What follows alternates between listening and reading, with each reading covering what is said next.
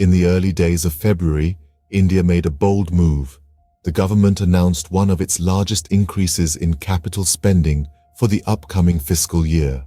The goal was simple: to create jobs and bolster the economy. This decision saw capital spending rise by a significant 33%, amounting to 3.3% of the country's GDP. But that's not all. Total spending also saw an uptick of 7.5%. The government also set its sights on a fiscal deficit target of 5.9% for the year 2023/24, a figure lower than the previous fiscal year. To achieve this, it planned to cut subsidies on food, fertilizer, and petroleum, and reduce spending on rural jobs guarantee program. An interesting twist came when the surcharge on annual income above 50 million rupees was reduced. As the year moved forward, April saw a significant diplomatic event. Emin Djaparova, Ukraine's first deputy foreign minister, arrived in India for a 4-day visit. This marked the first visit by a Ukrainian government minister since Russia's invasion of Ukraine in the previous year.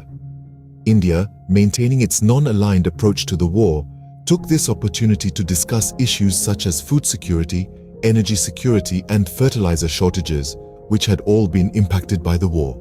Ukraine requested humanitarian aid from India, including drugs, medical equipment, and energy equipment. In the final phase of the year, President Joe Biden of the United States made an announcement that would have a ripple effect across the globe.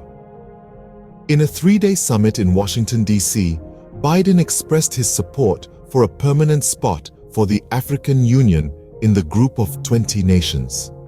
The U.S. planned to discuss the African Union's role with India, the G20 president, for 2023.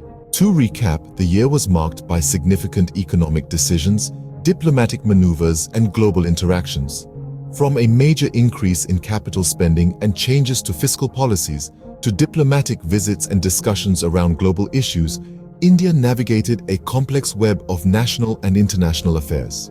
So, the next time you find yourself wondering about the events that shape a country's present and future, remember that every decision, every visit, every discussion plays a part.